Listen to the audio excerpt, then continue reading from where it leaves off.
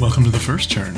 I'm your host, Hyena, and today, Llama and I are talking about This Week in Warhammer.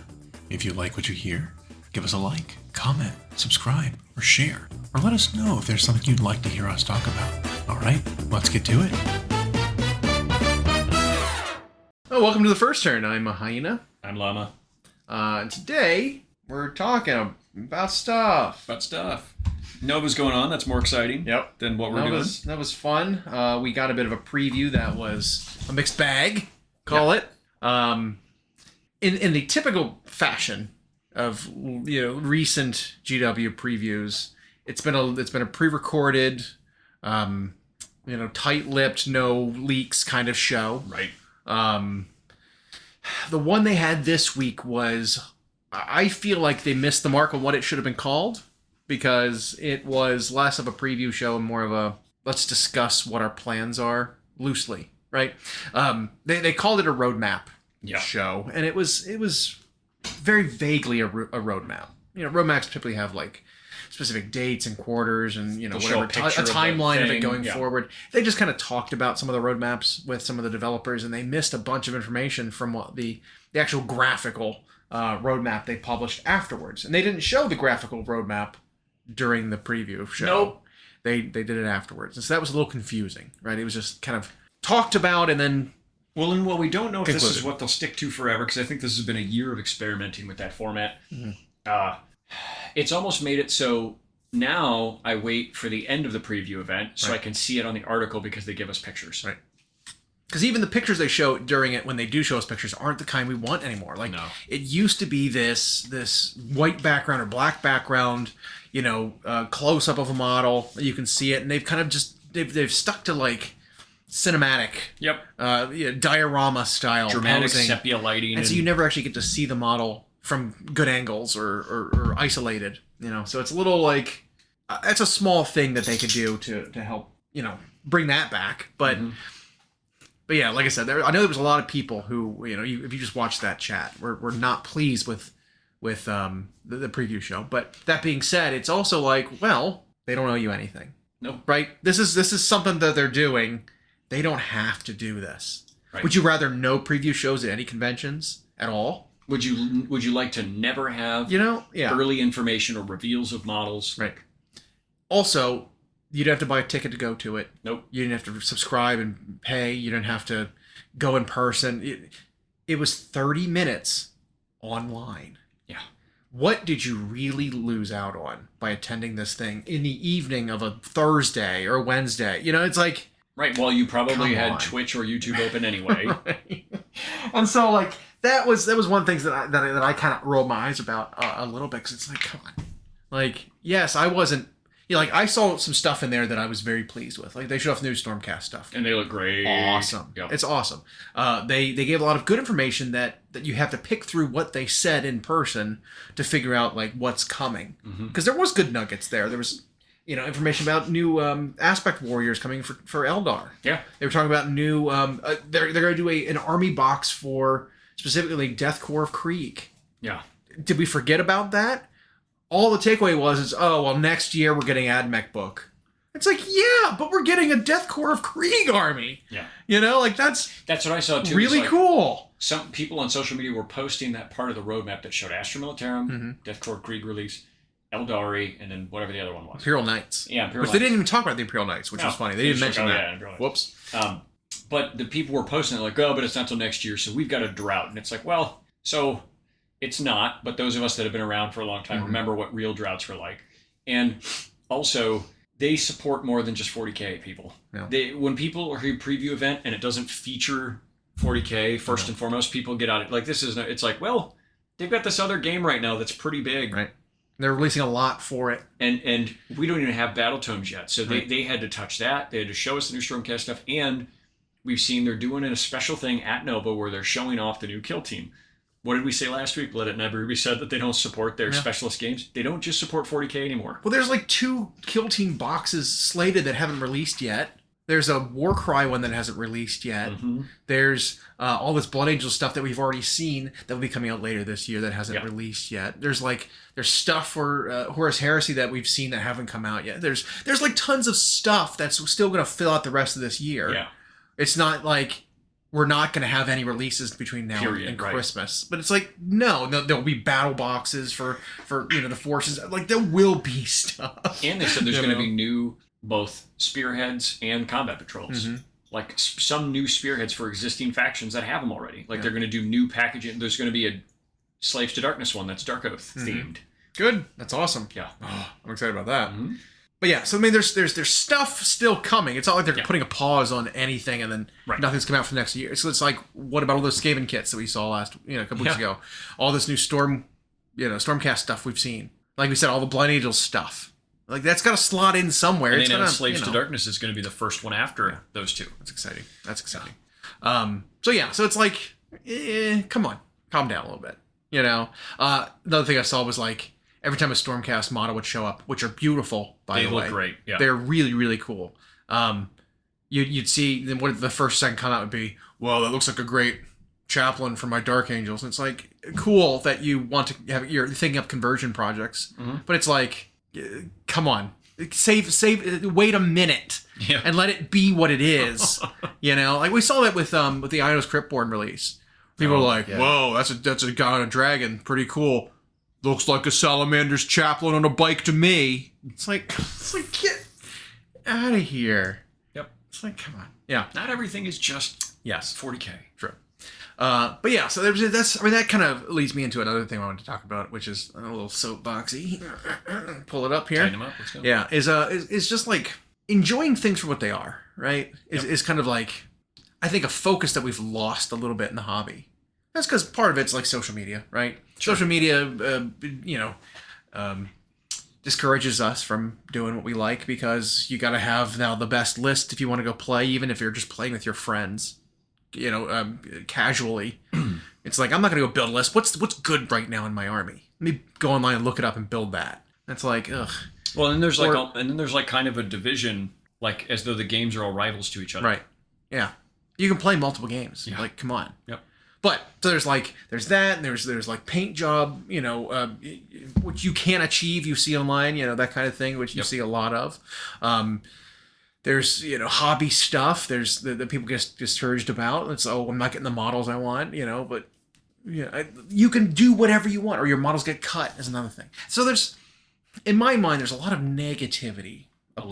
Surrounding, like, your personal journey through the hobby. You see that from a lot of people. And it's almost to the point where like, people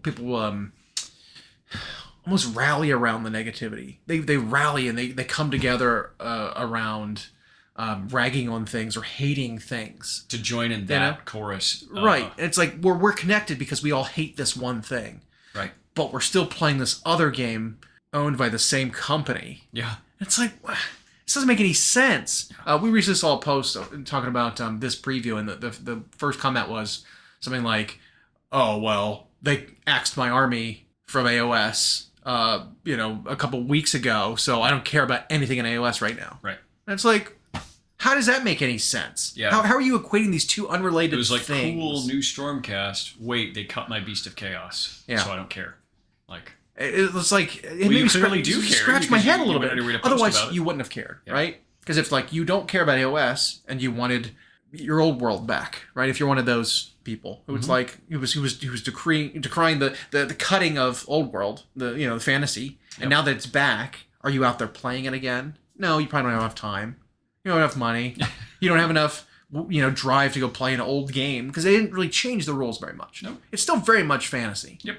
Still uses a lot of the same models, even to the point where, like, they're cutting armies from AOS, trimming that line down to bring those models back into the fold of fantasy. So if you are one of those players that's like, oh, my Beasts of Chaos that I had since fantasy, well, they got ported to AOS. I don't like AOS. Oh, they got cut from AOS. Now I don't like them at all. It's like, well, go play Old World with them then. They have army rules there. If that's what you originally wanted them to not go away, well, now they're going back. Yep. Shouldn't that make you happy then? You've been given what you wanted. Congratulations. You won. Yeah. You cared about it so much loudly that they gave you what you wanted. And you and I have talked about that for years about that when the announcement that Old War was coming was a little bit from what we had heard in early rumors, even before we saw what was being released. They were kind of telling the players to put their money where their mouth is. We're going to re-support this game again. Yeah. But you said your old models are all just sitting on shelves because you refuse to play AOS or whatever. Mm-hmm. Well, here's your game back. Yep. We're going to run tournaments. You don't even have to buy a bunch of new models. Right. And now these players are saying, well, now you've cut my army from AOS, so now I've got nothing. It's like, you got your game back. Go play it. Yeah. You didn't lose anything. Or like we've talked about, use your beast as whatever. Yeah. By the way, you still have till next year to do it because beasts are doing very well at this current Nova Open. Play it for the next year that you still have it. We've got this tournament coming up. I think I'm gonna bust out my Sacrosanct Stormcast. Old school. Well, they're still there. Go the Wizards. And play them because they look really strong. They've got their own detachment. They've got pretty decent synergy and army rules. Like I think I'm gonna bust them out. And then once they are cut, they are sent to Legends.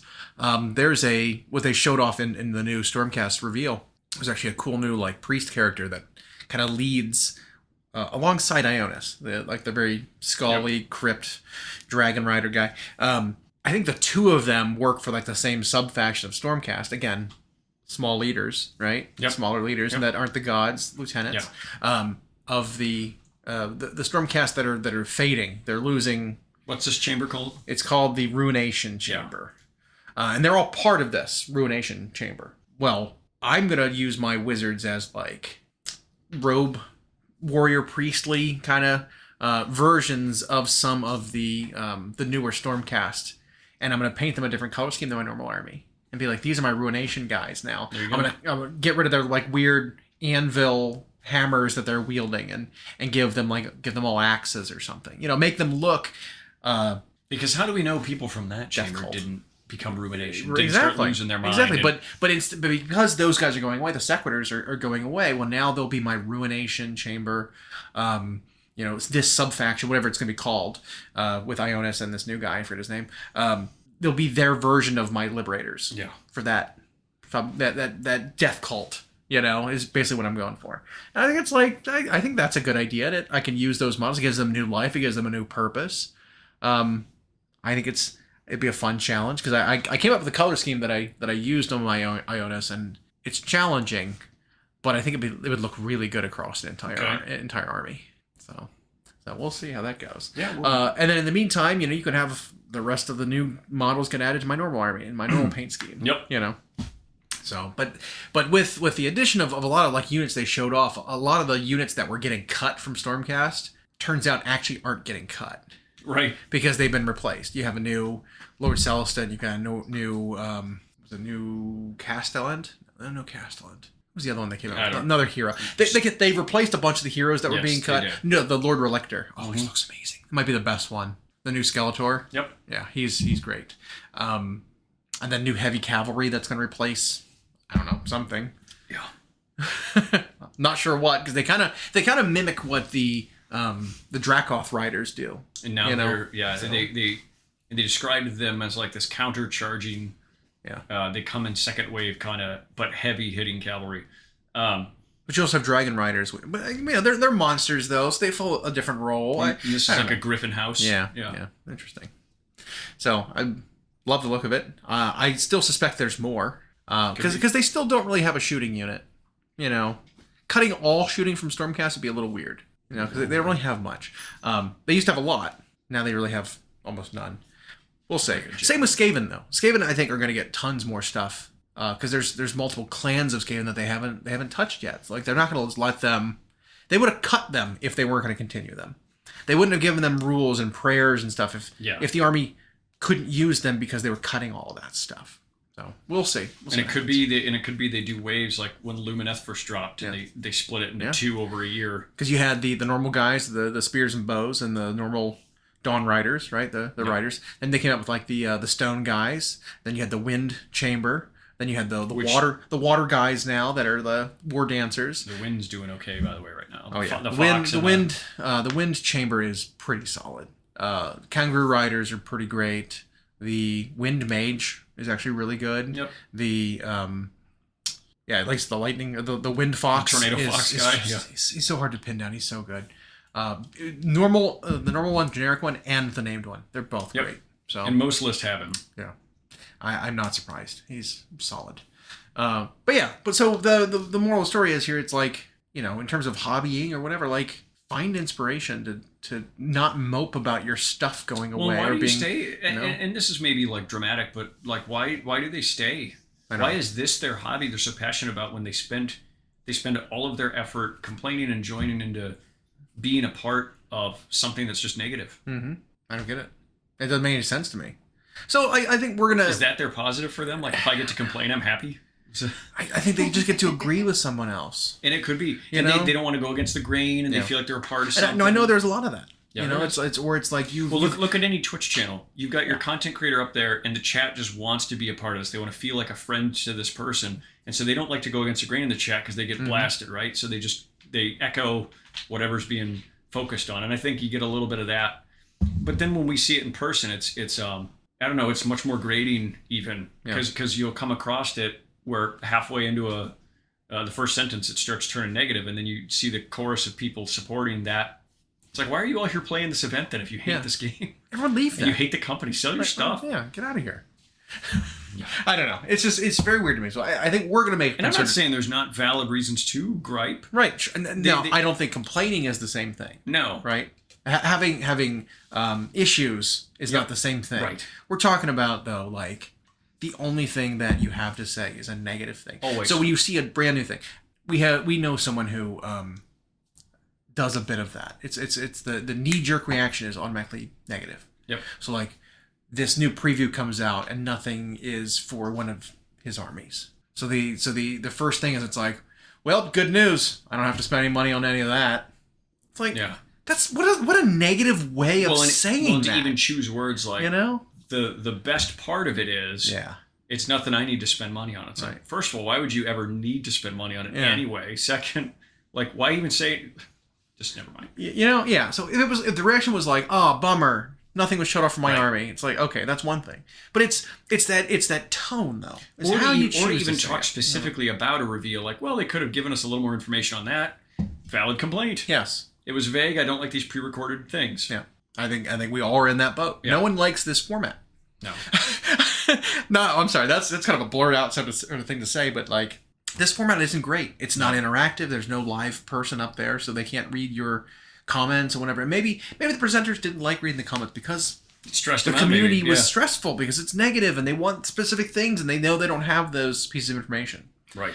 Or, like we said, 1 year when they were showing off an army, when they were showing off Eldar in the new edition, there were leaks abound, right? Because someone snuck into a convention hall and probably snapped some photos. When they were test running. When they were test running it. Yeah, because you do a dry run where you you present to no one, so you can like get the timing down. You can, read the script basically, and someone stole some information essentially and tried leaking it. Yep. And it's like, well, we don't want leaks to get out. We want the preview show to show the thing for the first time. And side note, that's weird to me that people would even want to steal information and leak it out for a special event that's going to be on tomorrow anyway. And it's like minutes, maybe hours before the event. It's like, why? You want that little tiny moment to kind of ruin to feel to feel special, right? And ruin it. Like you have the information first. It's like, that feels bad. That feels really bad for everyone else. Yep. But we're going to be making kind of a concerted effort ourselves too to point out to people we know or within ourselves and think about the things that we're saying that we're not negative. We're trying to focus on positive things because it's easy to fall into that trap. It is. Where it's like you complain, nothing but complain, but it's like, well, let's stop and realize the positives. Also, voice some of those positives then, if that helps you not be such a negative person. Yeah, because it can really be contagious. Yeah. Because, it's like anything, right? If all you hear is the negative, then all you think, some people will only think there is negative. Yeah. Right? If there's lots of positive, but you don't, it's like you go to a restaurant and you have a bad experience. You go online, you trash that place with a review. I'll never go there again. Right. They gave me the worst Brussels sprout ever. But you go there and you have a good experience. And it was like, yeah, that was pretty good.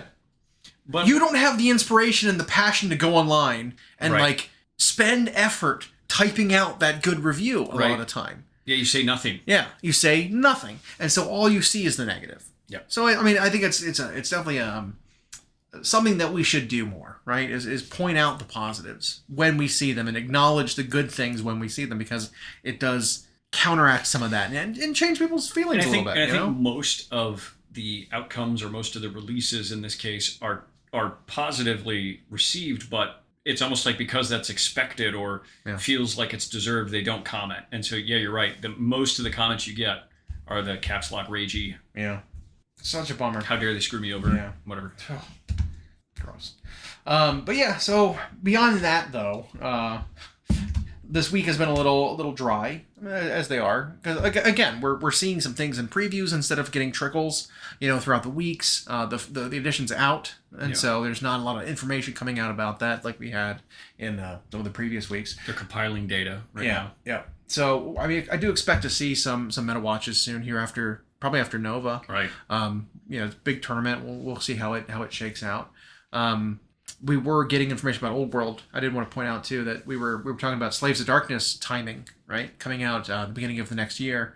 Their book is coming out for AOS Battletome, and then the Warriors of Chaos faction was returning to the Old World. Yeah. A lot of kits were being retired back to the Old World. Your old Warriors of Chaos ones.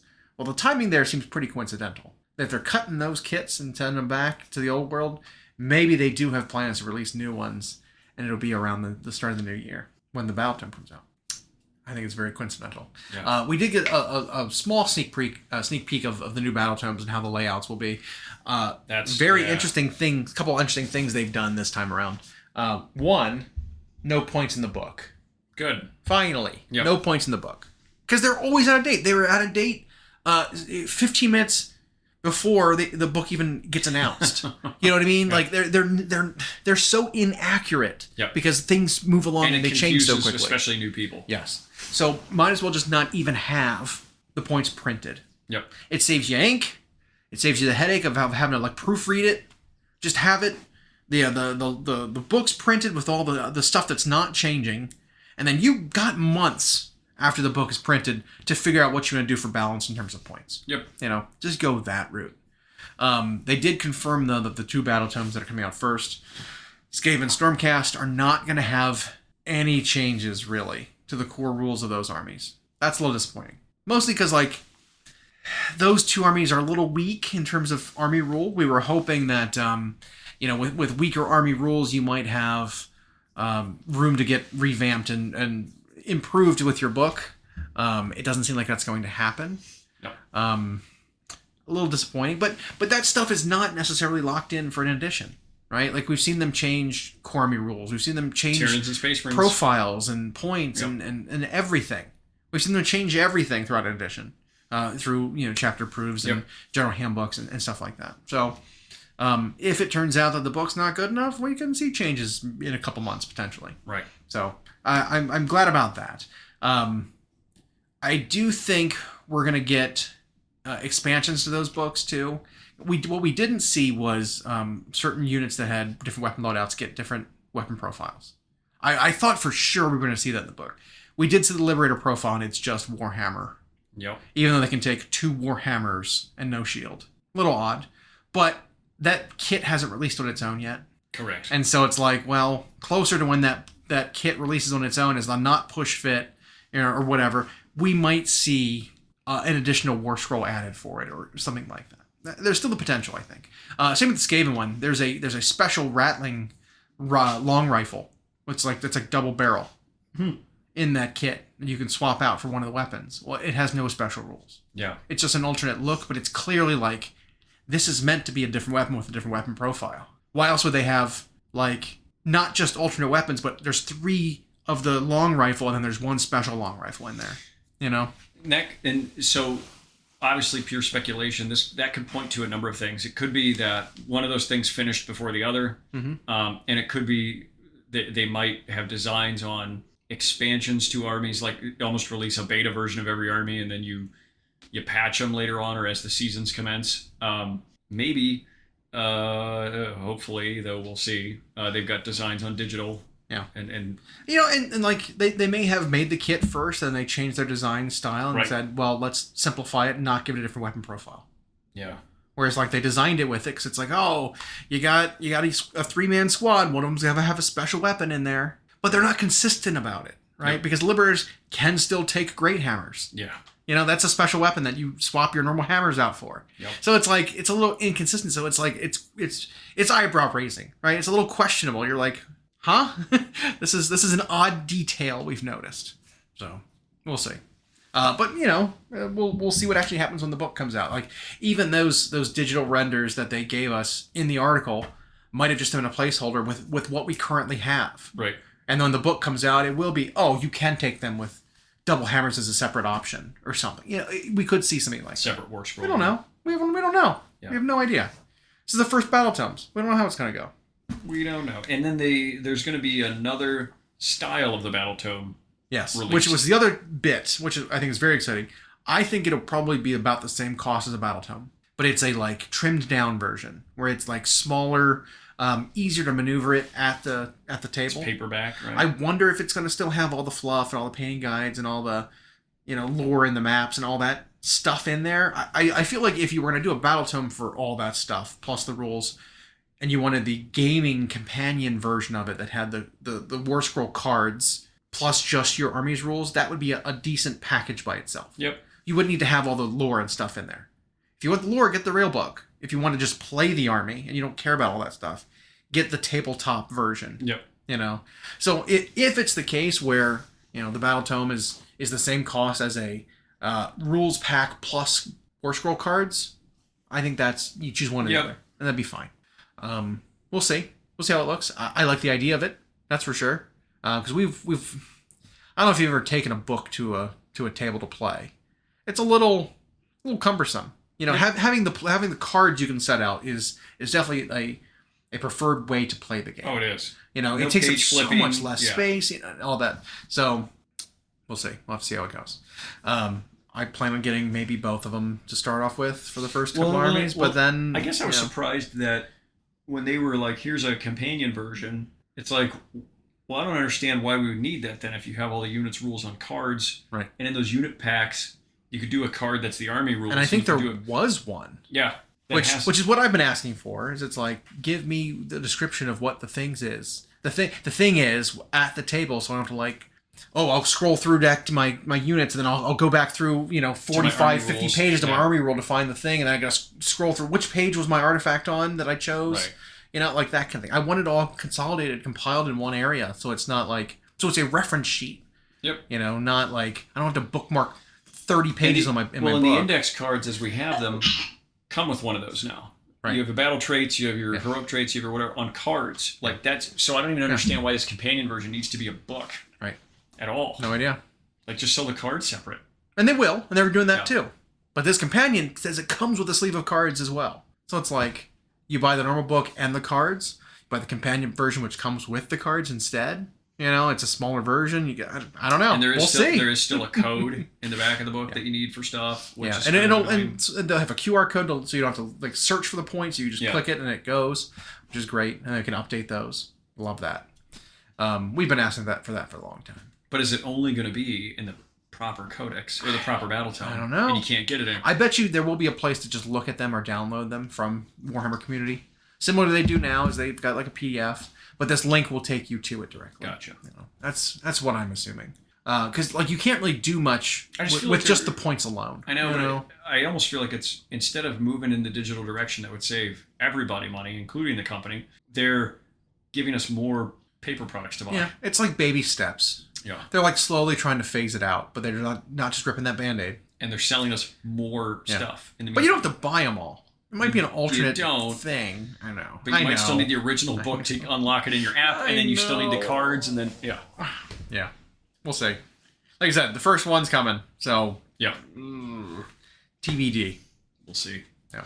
We'll do our review of those. Yeah. I'm sure. Oh, yeah. But I'm excited about that stuff coming out. I thought they said the Slaves was coming before this year was up. I can look. Because I thought it was the only one, and Blood Angels were the only one for 40k coming before the year was up for 40k. All right, let's see. For the preview roadmap, Age of Darkness? No. Old World? No. Doesn't exist. While you're looking for that, they had talked about. I mean, we don't follow it much, but Horus Heresy, which they included Legions Imperialis, and people asked when are we going to get chapter specific stuff or whatever, and they said we still have so many core products that we're porting to plastic, basically confirming Forge World I think is just going to be no longer a thing other than making bits and unique character things, and so they still have more core items to produce in plastic, and then they'll start getting to Legion specific stuff, right? Which I was like, okay. Which is, that's also big news, and that's a big release that takes up a lot of production space. That's big. Like, we are going to do plastic Legion specific stuff. Yeah, it's like, okay, that is a huge announcement, which we didn't have confirmed before. I don't believe. That's awesome. That's awesome for those players. You know what I mean? You play one Legion, but it's your 18 Legions. Yep. It might be a while before you get to yours. You know, which is another thing. And I think Forge World will still come into play for some of that stuff when it's like when it's just like weapon packs or a character. Because they do it with Blood Bowl, right? Here's your plastic team, but you want this unique guy, you got to buy a resin one. Right. Like. Yeah. So the roadmap, quote unquote roadmap. I mean, it is still roadmappy. It is, right? Because it didn't lay it out like it was, where it says Q3 of this year, Q4, and there were tiles and, Q1, Q2. Here's the silhouettes of the thing. No, it's none of that. But if you took the paper that they've basically made the graphic and you turned it and like spread it out, it would be just a line. Yeah. And the line would be from now, like right now, what we've got going on. We've got what's in September the near future, 2024. out through the end of the year, is Battle Tomes, including Skaven, Stormcast, and Slaves of Darkness. So within this year, and then there's a stop break where 25 starts, and then it says new army boxes, new spearheads, a death major release is coming, and then I'm interested to see what that would be because it's a big deal. They were saying like. What big deal would they be showing off with death? It's interesting. And then Spearhead additions to Orc, Warclans, and Gloomspite gets. And then there's just all 4 factions. Yep. They're like symbols, like they're the Grand Alliances. It says all factions are getting something in 2025. Which is impressive. That's a bold claim, So it's not nothing. No. It's just not as well defined or as clear as normal roadmaps are. But all of them were like this. But they all had, the same kind of amount of information. Where it's like, there is still an idea of what's coming. Right? It's just, you got to extrapolate a little bit better. It's not just spelled out. So, but yeah, so Slaves of Darkness at the end of this year, and it's interesting, they both have the Warriors of Chaos, the Chaos Warriors, like... Yep, old world. Photo. Well, no, in the AOS one. Oh, okay. There's like a photo of like a Chaos Warrior, and then there's like artwork of one of the Dark Oath guys in the graphics. So it's like a Stormcast guy, here's a Skaven guy, and it's both a Chaos Warrior and a Dark Oath guy. That's interesting to me that they're kind of pointing that out, where it's like, this faction is more than just Chaos Warriors. There's also all these Barbarian guys. So I'm wondering if they're saying, well, will it be adding more to the Chaos Warrior side, your chariots, your new plastic lords and stuff like that? Will they replace the Chimera or the Manticore type thing? Absolutely. That's what I'm thinking they're going to do. Right. Hopefully. Give us a new foot lord, whatever.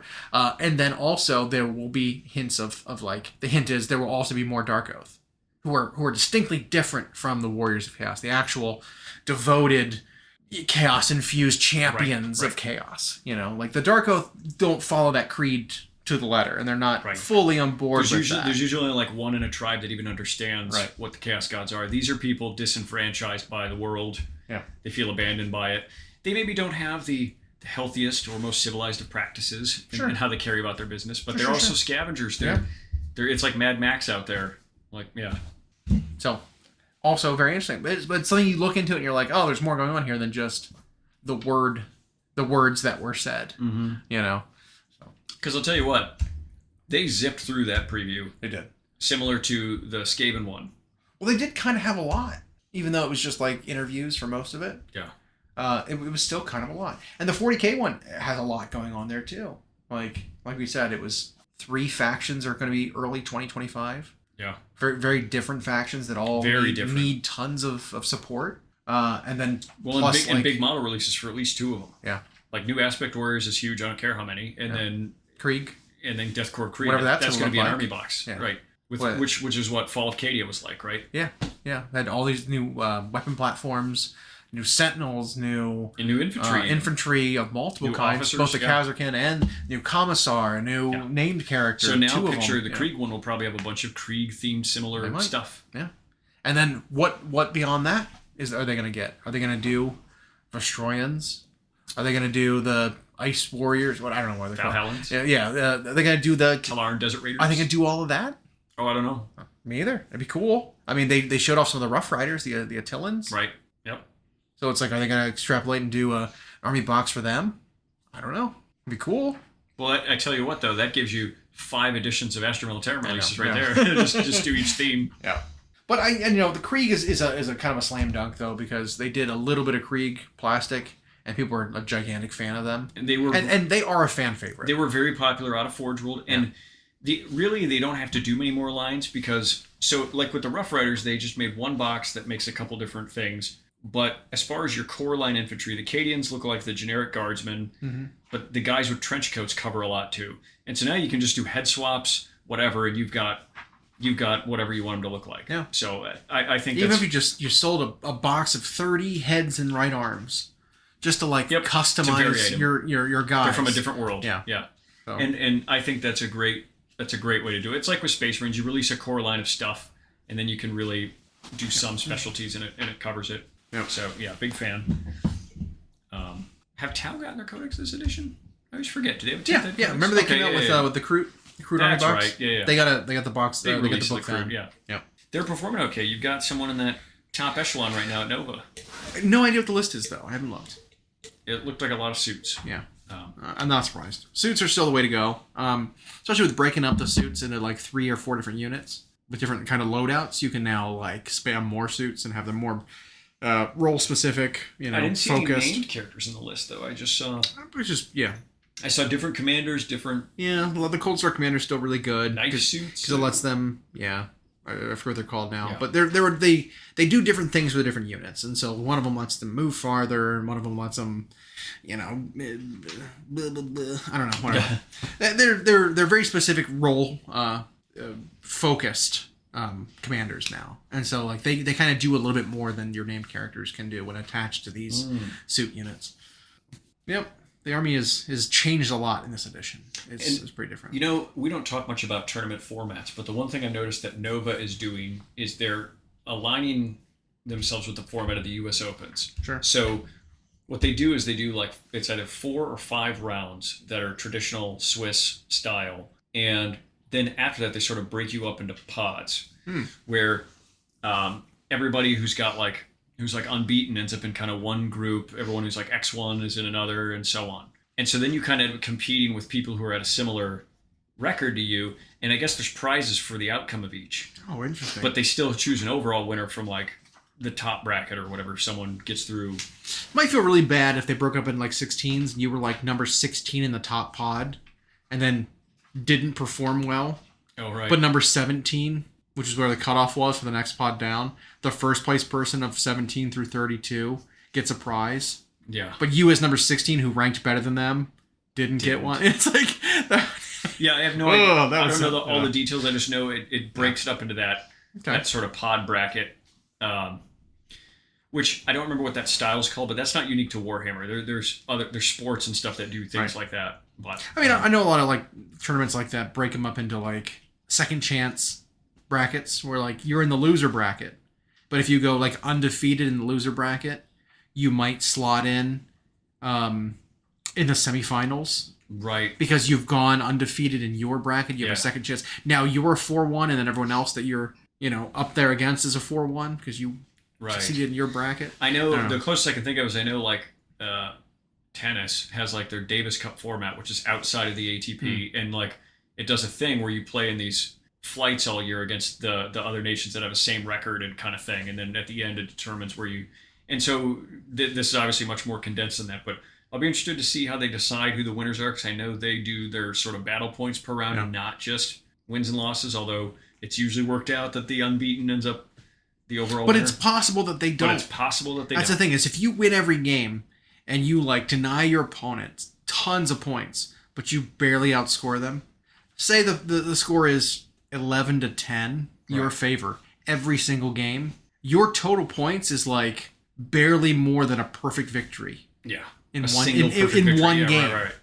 And so it's like if you were 5-0 with 55 victory points, and then your other people here, you have a 4-1 right below you that is 425 victory points for their 4. Right.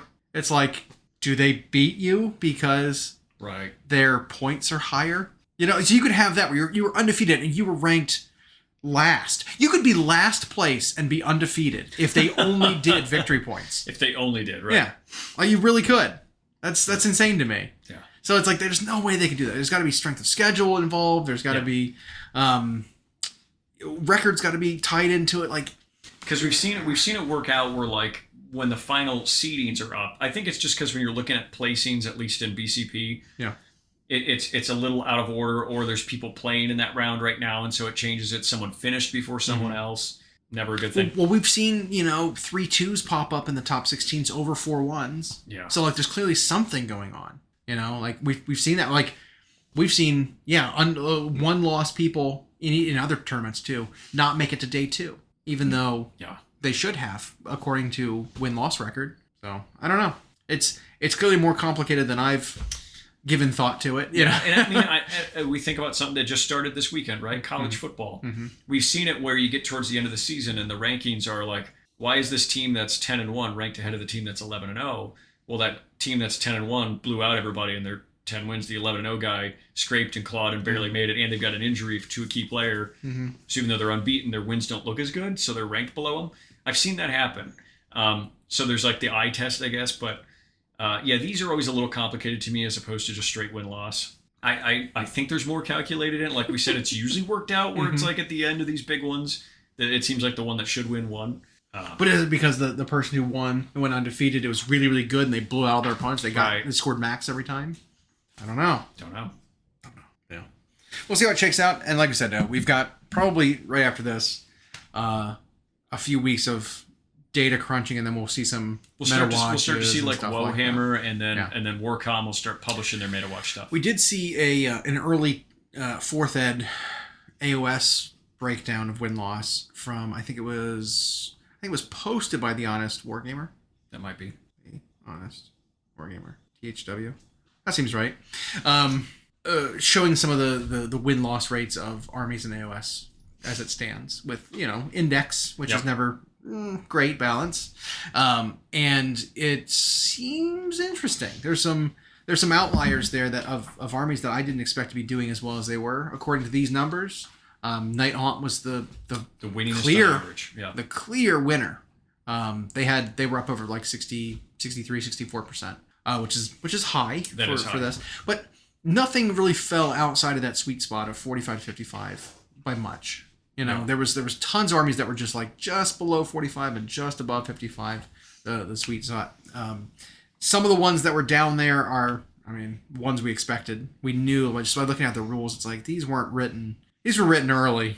These weren't written at the same time, because it's just like the creativity in the rules just weren't there. The punch in the army's rules just weren't there.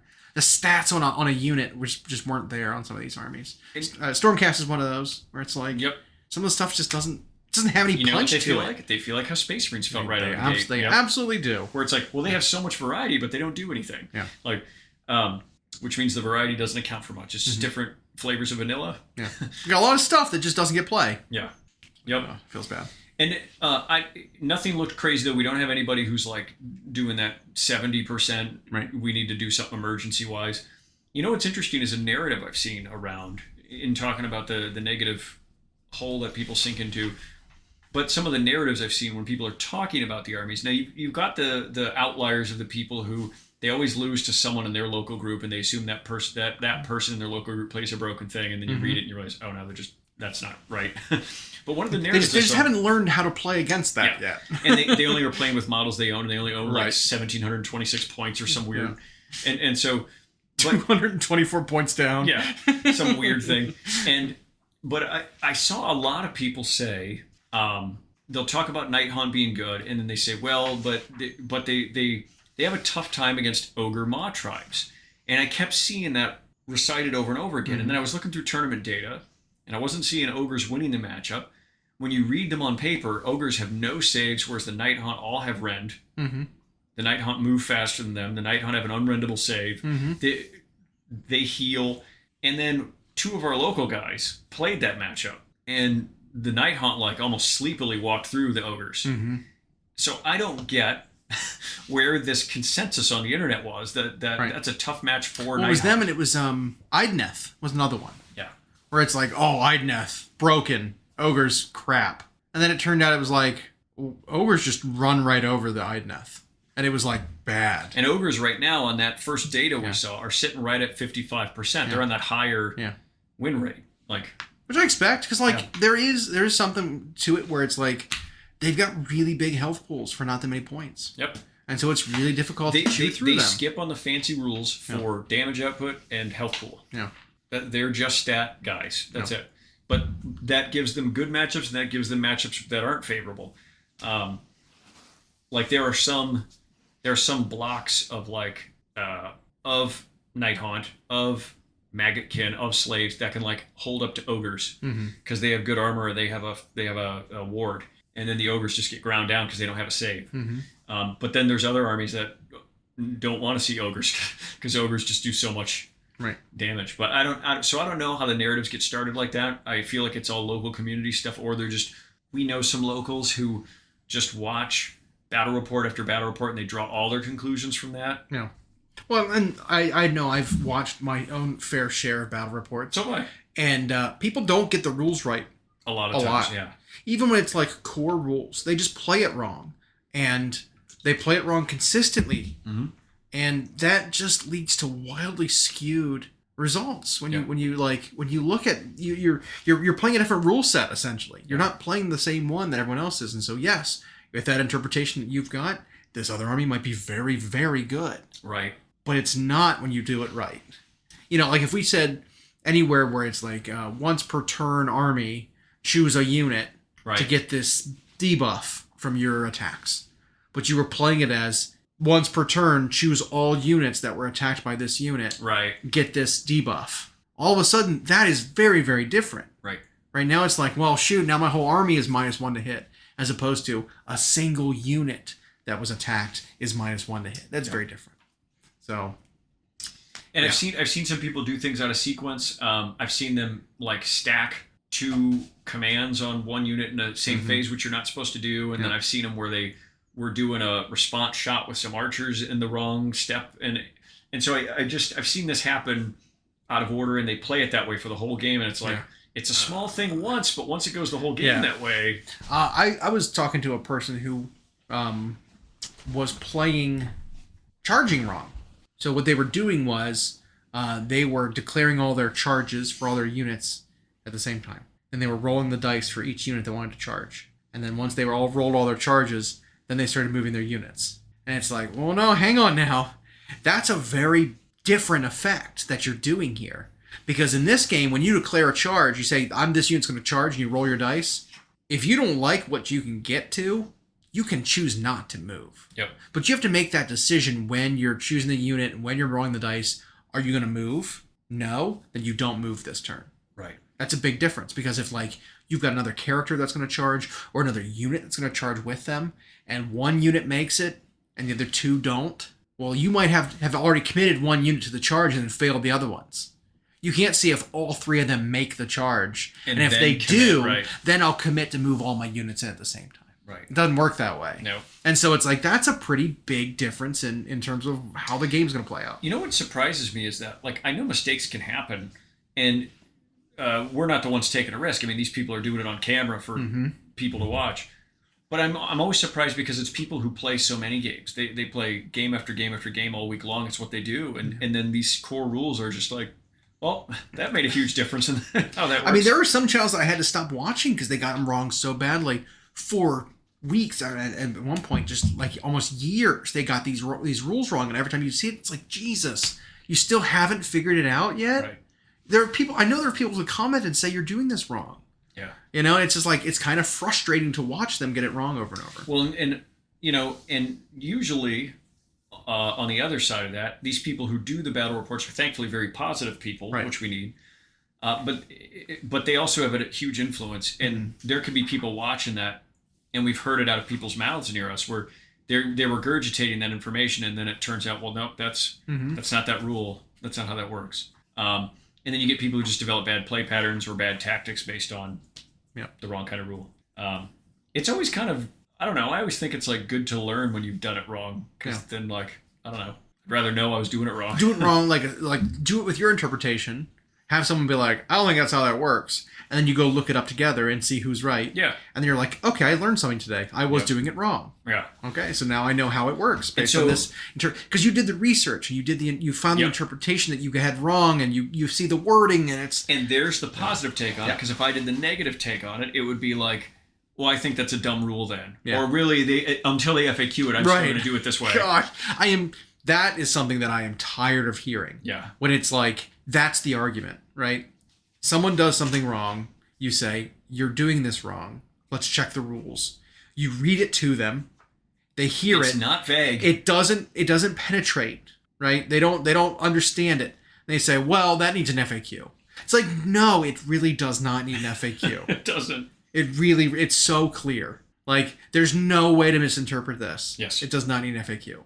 It doesn't need an FAQ because you want to play the other way. Correct. It's like, that's the thing. It's like, I'm going to play it the way I want to, and there's an FAQ about it. It's like, no! And then they're almost hoping there's never an FAQ so they can still play it that way. Now, we've had some, but you know what I've noticed is whenever, I don't know if you, but I've submitted, whenever you, myself, Moose, our regular group will have a rule that we genuinely question how the function. Right. It's usually not a rule itself. It's usually when an interaction happens. And it's like, well, does this supersede this, or this says that? Is the wording confusing? I've noticed that when I've submitted, and I'm lame and I don't have Facebook, so I just submit it via email to their Ask GW page, and they will then in their next FAQ, I swear, like never miss a beat, that question or that rules question will be cleared up. It happens a lot. Yeah, we've had things pop up like that. And so I'm assuming it's not just us noticing it, but or maybe it is. We're just that clever. But no, it can't be. There have to be other people that have the same question than us, right? Otherwise, it wouldn't be a frequently asked questions. Yeah. It'd be a one-time asked question. You know, like. But I've even seen like. But I've seen the same questions that I've had and that I've submitted, and we've submitted as a group. We've sent them over, and then it's within the next 3-6 months. Yeah. There's an FAQ that features that clarification. It either has the question with an answer, or there's an errata to a rule that makes it understood a different way, or they've made their stance on here's what this does. Yeah. And that's what I would rather have, even if it means I can't play it how I wanted. I'd rather they tell us what it does. The end. Mm-hmm. And so that's an encouragement to people to submit your questions because they read them. Yeah. They've got someone who does that, and you might in a couple weeks get the answer. You might in a couple months, but like they'll clear it up for you. Yeah. And that's it's actually kind of gratifying. Yeah. When you do submit something and it's like, oh, it was covered. Yeah. And my interpretation was right. Cool. Yeah. So double win. Yeah. But we would rather have clear, concise, because that creates just those awkward moments at the table where someone doesn't want to give up their little thing, and you need it to be clear. And you don't want to have a tournament organizer have that. Well, I better make a decision. Let me also point out another thing too. Is it's once you do have a rules question about something, go read it. Go read all the relevant passages that would involve factoring into this interaction. Because so many times that happens too, where it's like, well, how does this work?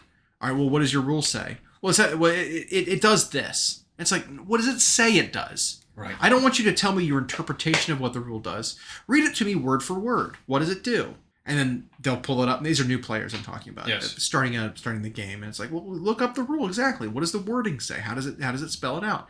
And they'll read it and go, oh, I didn't do anything. I didn't answer anything. I just say, what does it say? Yeah. And they read it, and it's like, oh, that's how it works. It's like, well, because we've seen them do their interpretation of it, and then we've seen them, instead of just reading the rule, they'll say, well, this is how these players played it on this channel. Right.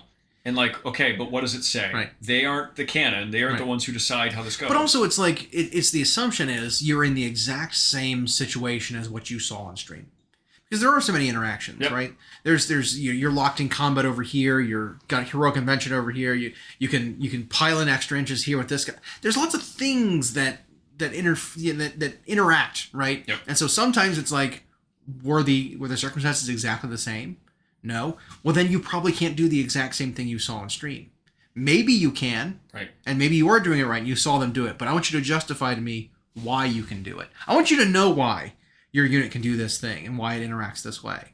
Not just that you can do it. Because if someone questions you on it later, you need an answer. You need to show them the passage of why, how these things interact. This is why this works. That's how you need to know what to do. And that's why whenever I'm on forums or I'm on our Discords and I'm answering rules questions for people, I send them the exact passages from the rule books. As I'll say, here's section 25.2 called this. Here's the passage. I'll quote it. I'll put it in there. It's like, this is the interpretation. Here's the exact verbiage. Here's the page you find it on. Because it's like, you need to know, references matter. You need to know why it does what it does.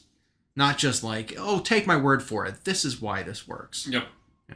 So it's another thing.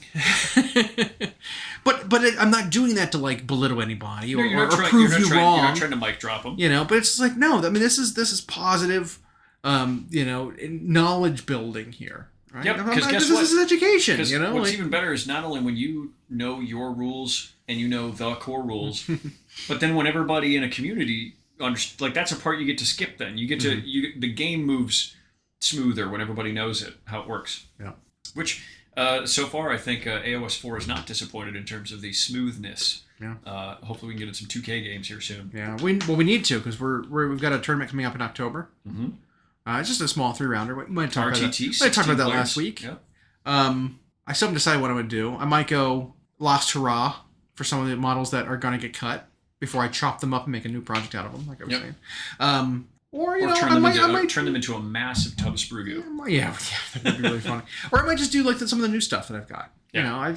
I gotta go downstairs and find my models and like see what inspires me. Because I've got models that are painted. I've got some that aren't painted. But when I go just like to a list builder, to an app, and I'm just like looking and trying to build a list, I'm uninspired, right? Because it's like I can put anything in this list. Mm-hmm. But what do I want? What am I feeling? And I go in there and I look. I'm like, what's calling to me? What needs to be played in this list? Because most stuff is rules wise is good enough to be played. Be honest. Right now, yeah. Yeah, most stuff is good enough. So it's like, what's calling out? What can I do with this thing? Yeah, exactly. I haven't decided yet which of my two armies and or what way to play each army. Mm-hmm. But I'm just going to have a blast because I think we're pretty much full. I think the 16 out of 16 might have already. Okay. Last I checked was a few days ago, and it was there was 3 spots left. Oh, so awesome! I don't know. But we just want it full, and then Rhino and myself were talking to Moose on Friday a little bit, and we were excited that these ones we could hold frequently when it's just these 3-round one-dayers that don't conflict with like a magic release or whatever. And then we wanted to push for right around April to have a similar to IOWOG equivalent, but AOS. Okay, so full GT. So try to get a 5 rounds, 64 because then it's like it'll be about a month or 6 weeks ish, like after Adepticon, so people are cooled off from that. But you've got months between that and the IOWOG40k. So if you have people who want to do both, they're not in the way of each other. Right. There's nothing else really going on at that time. So it's just right now we're just dropping the hints, just some crumbs at a GT level AOS event. Because imagine if at each end of the year we've got a major or mid-major level AOS and 40k event running in our own home. Like that's pretty great. The dreams of starting a convention are alive. 5 month long. 5 month long. We rent out the Doubletree. What's it called now? I don't know. 5 Season Center. Power Station. Whatever. Our little like convention center has changed names so many times. Yeah. But rent it all out and have it go for 20 consecutive weekends. Yeah. Just hopping it. Yeah. Convention that never sleeps. Be really funny. Yeah. But just no, that'd be great. Have 2 events like that a year, the different games. Mm-hmm. Keep it hot because right now AOS 4 is still hot, and so we don't want that to fade. One thing you talked about. Oh, we got something else hot coming out here. Space Marine 2 video game. Oh, I'm so excited. I need a new computer for it. That was another game that's coming out. I need a new PC for it. Mine maybe can limp along and do it, but I really need it for that. I just built one for Jeff. I know. And it's really sexy. I saw. Yeah. It's really good. That case is spectacular to build in. If you want a recommendation for a case, but I also got the gold version of Space Marine 2, so I'm getting it 5 days early. Okay. So excited! I get it Thursday after this comes out. Mm-hmm. What date is that? What's tomorrow? The 1st? Yeah. Today's the 1st? No, tomorrow's the 1st. Today's 31st. There's no 30. There's only 30 days in August. I think there's 31. 1, 2, 3, 4, 5, 6, 7, 8. I count my knuckles. 31. Yep. Yeah. Okay. Yeah. Okay. Because my mom's birthday was yesterday. My dad's is September's tomorrow. 30. Yeah. Okay. There you go. So 31. So 1, 2. Yeah. Tomorrow's the 1st. Yep. Jesus. Yep. 2nd, 3rd, 4th. So 5th. So man, that soon? Thursday the 5th, we get... It's 4 days later. Everyone else can get it. I didn't realize it was coming out this soon. I'm not going to have a computer in time. I'll get it. I'll try to run it on this. You get it on your console. Do they have it on old gen consoles? I don't know. I don't have a new gen. I got a PS4. So here's my conundrum, is that I prefer shooters on my console. Yeah. But my PC's great, and the graphics for this look great, so I just got an Xbox controller for my PC. How shootery is this game? It's a third person. It's third person. It's like Gears of War style. Yeah. Do you need precision, looking down the... No, I don't think you do. Well, I don't do mouse and keyboard for shooter very well. Okay. RTS, yes. Okay. I can only do it that way. But, so I just bought a controller for my PC, and I'm getting it that way. I think you might find you don't even need a controller for this game. Maybe. I don't know if it's going to be... It's going to be twitchy and might be shootery enough. It might be button mashy. Which I'm okay with. I'll do it that way, too. Yeah. But I'm excited because it's getting great reviews. Believe it or not, along with College Football 25, the return of EA to college football, are leading Game of the Year candidates. That's insane. I have College Football 25. It's spectacular. I haven't played a sports game in forever, and it's so good. Anyway, so that's exciting. And I was going to bridge that into something else we were talking about, but then I forgot. Space Marine 2? Yeah, I was going to bridge that into something we were already talking about. What were we talking about before? I don't know. Okay. AOS being on fire. Oh, you had talked about the difference between the Spearhead versions of factions and the match play versions of factions, even in terms of power level. Yeah. Sylvaneth Spearhead, very strong. Sylvaneth match play, kind of on the weaker end. Yep. I did see that sentiment echoed. I heard people say their Spearhead isn't like OP, but it is so much fun. The Sylvaneth Spearhead, but then in match play, they kind of don't function. Yeah. They're a little clunky. And I was like, I wonder how many factions that's true for. And it's I think probably half of them, honestly. I think so. Because someone said the Caradron Spearhead is a blast to play. They're not very tough, but they have weird movement shenanigans for Spearhead. But then in match play, Caradrons aren't doing too hot right now. So you see that. We talked about Hedonites. Their Spearhead's garbage, but in match play, they're really good. So I mean, what's the Skaven one? The Skaven Spearhead that came in the new starter box. They take away all the rules.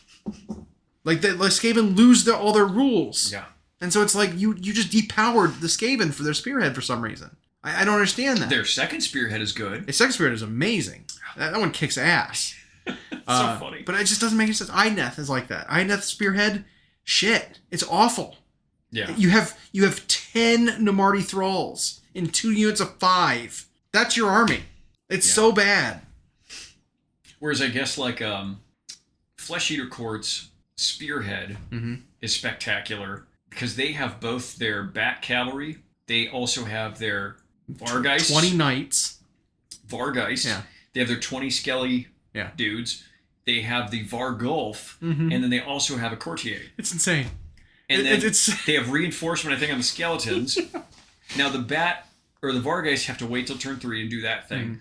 But he can heal and he can heal them. And then the Vargulf goes out just by himself. And so, but Flesh Eater Courts are kind of, I think, lower tier right now in match play. Yeah. And then... it's weird. Yeah. So it's weird how that game size and vanilla-ing some of the rules does that. But yeah, I might get that Spearhead. But yeah, Spearhead's... What a crack addiction Spearhead is. You just buy into new armies because you get everything in a box. Yeah. But it's also so much of a small commitment. Yep. Because you also don't need to worry about, what's my army paint scheme going to be? It's who cares? This is your Spearhead. Paint 25 models. Yeah, do whatever you want. Because, it is sort of a decision paralysis kind of thing. When you're I need to choose a paint scheme for an army right now. And now I need to commit to plus alternate models that I might switch out. Yeah. Yeah. And so, that's tough because it's you've run into that. How are you going to paint your Tyranids? Never know. For 25 years now, I've never known. You've got, 10 different paint schemes on a single model each. Yep. You know, it's like it just never works out that you paint your Tyranids. But if you had like a combat patrol of Tyranids, And that was it. that was it, you'd be like, I can knock out 20 Yeah. models. You'd find a simple scheme. You'd use contrast, airbrush, dry brush. You'd do all the simple stuff to make it pop. Yep. So yeah, well done. Accidentally found a really nice format.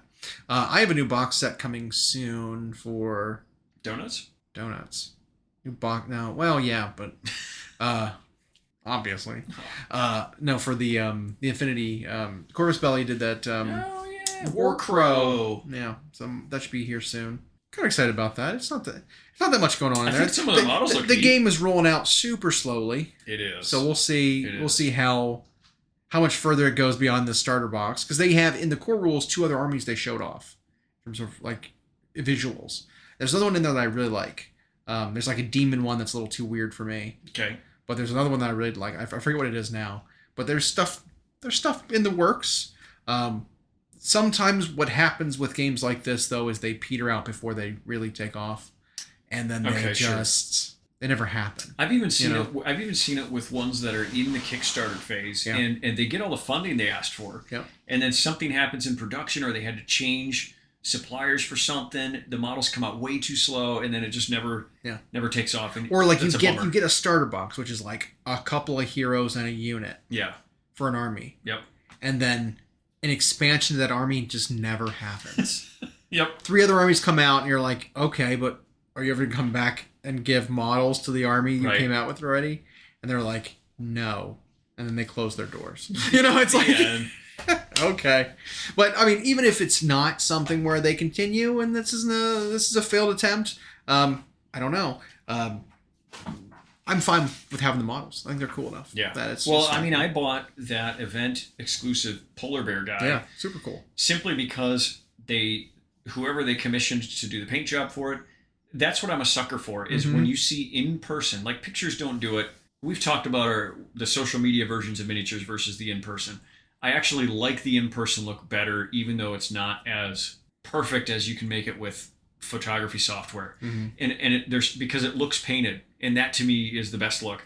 And they had some of these War Crow models on display, including that event one, and whoever they got to paint it knocked it out of the park. That was like, I'm getting it. You know how I bet it was? No.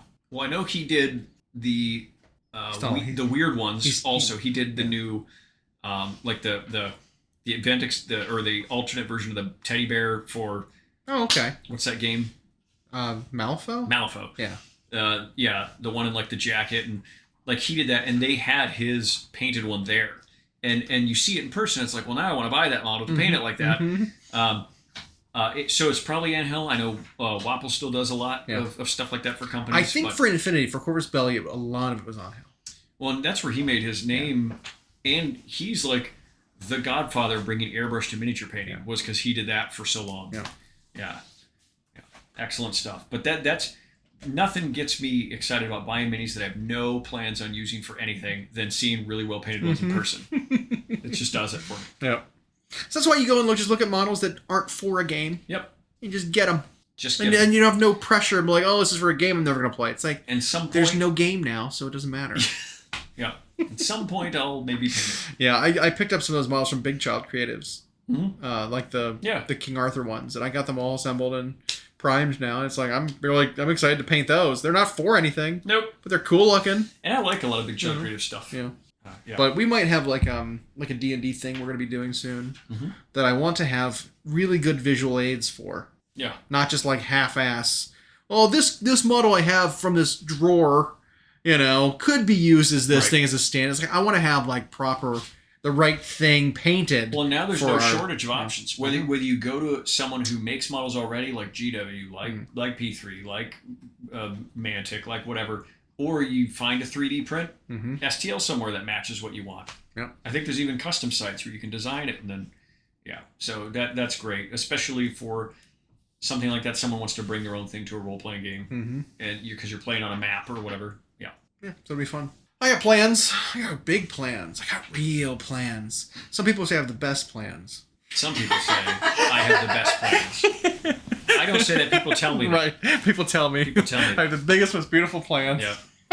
People tell me that. Yeah. Everyone's a plan.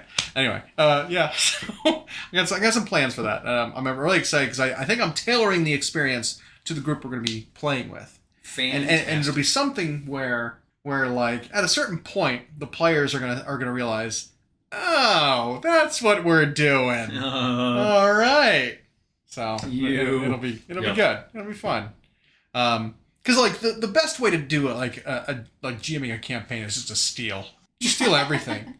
Come up with an obscure idea from a piece of media somewhere that you've watched or something and no one else has, and just blatantly rip it off. Oh yeah, totally. Yeah, like I wanted to do something similar to like a Lord of the Rings type thing, because I think Lord of the Rings would make for a really good D&D campaign.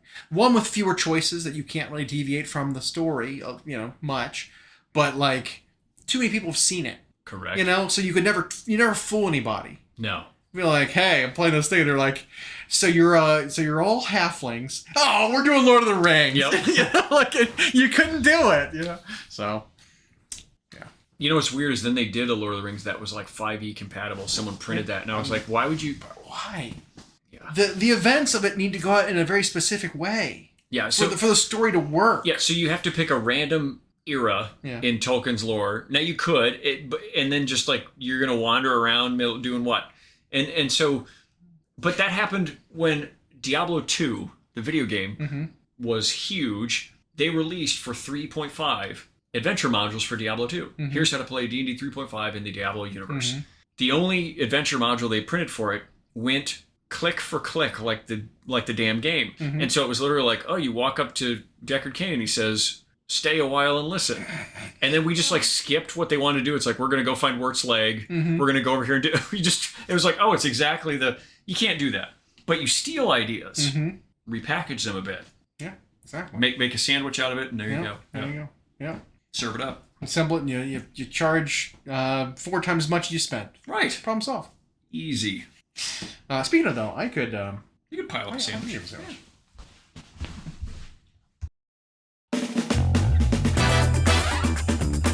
Thanks for joining. We hope you enjoyed.